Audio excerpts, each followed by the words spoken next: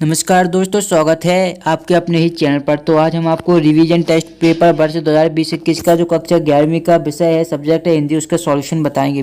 तो काफ़ी सारे स्टूडेंटों को कमेंट आए थे कि क्लास 11th का हिंदी का सॉल्यूशन चाहिए, लेकिन सॉल्यूशन उन्हें नहीं मिल पा रहा था, इसलिए इस चैनल के माध्यम से आपको सॉल्यूशन हम प्रोवाइड कराएंगे। तो सबसे पहले आप देख सकते हैं निर्देश दिए गए हैं, उसके बाद यहाँ पर हमें गद्यांश दिया गया है, निम्न गद्यांश को पढ़कर उत्तर दीजिए। तो हमें दोस्तों आप चाहें तो इस गद्यांश को अच्छी तरीके से पढ़ सकते हैं, लेकिन क्या है, इसको आप चाहें तो पढ़ सकते हैं। चलो मैं आपको इसका सॉल्यूशन बता देता हूँ। यहाँ पर आप देख सकते हैं पहला क्वेश्चन हमारा दिया गया है, अष्टाध्यायी में समास है कर्मधारय, द्विगु, द्वंद्व या तत्पुरुष समास। तो अष्टाध्यायी है, उसमें हमारा क्या द्विगु समास है। कौन सा द्विगु? क्योंकि यहाँ पे अष्टा आ रही है यानी कि 8, पहले सज्जन संधि है, तो सज्जन का हम विच्छेद करेंगे तो क्या होता है, सत प्लस जन, इसे हम बोलते हैं सज्जन। ठीक है, तो सत यहाँ का हलंत लगा है, इसलिए इसमें क्या होगी, व्यंजन संधि होगी।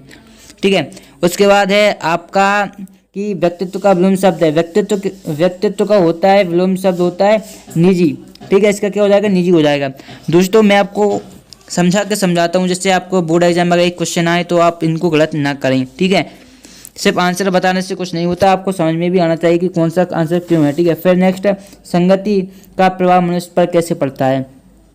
तो संगति का प्रभाव मनुष्य के आचरण पर भारी पड़ता है। ठीक है, इसका राइट आंसर क्या हो जाएगा, सुसंगति का जो प्रभाव है मनुष्य के आचरण पर भारी पड़ता है। नेक्स्ट, आपके विचार में एक सद्गुरु संपन्न व्यक्ति का व्यक्तित्व कैसा होना चाहिए। तो आपके अनुसार लिखना है, आप चाहें तो कुछ भी लिख सकते हैं, इसमें आपके विचार पूछेगा, लेकिन फिर भी मैं आपको बता देता हूँ। आपके अनुसार एक सद्गुरु सम्मान व्यक्ति के चंदन जैसा एवं उदार स्वभाव का होना चाहिए, क्योंकि सज्जन व्यक्ति है तो चंदन जैसे एवं उदार स्वभाव का होना चाहिए। नेक्स्ट है, प्रस्तुत गद्यांश का उपयुक्त शीर्षक लिखिए। तो उपयुक्त शीर्षक आप अपने हिसाब से लिख सकते हैं, नहीं चाहें तो आप लिख सकते हैं मनुष्य का व्यक्तित्व। यहाँ पर आप जब पढ़ेंगे तो इसका आपको क्लियर पता चलेगा, मनुष्य के व्यक्तित्व के बारे में बताया गया है। फिर नेक्स्ट यहाँ पर दिया गया है कि दुष्ट व द्वेष के विपरीत अर्थ लिखिए। तो दुष्ट का क्या हो जाएगा, दुष्ट होता है उसे हम दुष्ट यानी बुरा, तो सज्जन लिख सकते हैं, सज्जन यानी अच्छा व्यक्ति। फिर द्वेष, द्वेष का क्या हो जाता है, प्रीति, किसी से द्वेष है तो किसी से हम प्रीति रखते हैं, तो उसका बहुत ही सिंपल है ये।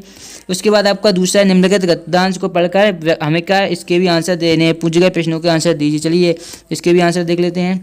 गद्यांश यहाँ पर दिया गया है, यहाँ पर दे सकते हैं, पहरुए का शब्द है। पहरुए का अर्थ होता है पहरेदार से, पुलिस से तो होगा नहीं, सरकार से होगा नहीं, तो पहरेदार हो जाए। फिर अचल दीपक समान में रहना में अलंकार है। तो दोस्तों इसमें जहाँ तक तो है रूपक अलंकार है, लेकिन इसमें कुछ क्लियर नहीं है, इसलिए अगर आप चाहें तो कमेंट बॉक्स में आंसर बता सकते हैं अगर आपको क्लियर है। ठीक है, उसके बाद है हमारा शत्रु की छाया का क्या अर्थ है। तो शत्रु की छाया का अर्थ है, तो दोस्तों यहाँ पर हम क्वेश्चन आ चुके हैं, एक क्वेश्चन आप कर लीजिएगा, बहुत ही इंपॉर्टेंट। इस प्रकार से यहाँ पर आपको एप्लीकेशन भी पूछा गया था, देख लीजिए। यहाँ पर छात्रावास के लिए पूछा गया था, अपने प्राचार्य को ऑनलाइन अध्यापन में आने वाली संख्याओं के क्या यहाँ पर समस्याओं से अवगत, यहाँ पर इस तरीके से दोस्तों आपको पेपर आया था। दोस्तों अगर दोस्तों वीडियो पसंद आए तो लाइक करो। चैनल पर आपको सभी सब्जेक्ट के क्लास 9 से लेकर 12 सॉल्यूशन मिल रहे हैं। पीडीएफ डाउनलोड करना चाहते हैं, पीडीएफ अगर आप डाउनलोड करना चाहते हैं तो उसकी लिंक डिस्क्रिप्शन में मिल जाएगी, तो वहाँ से जाकर आप आसानी से डाउनलोड कर पाएंगे। चलिए मिलते हैं नेक्स्ट वीडियो में, तब तक देखते ही आपका अपना चैनल। धन्यवाद दोस्तों।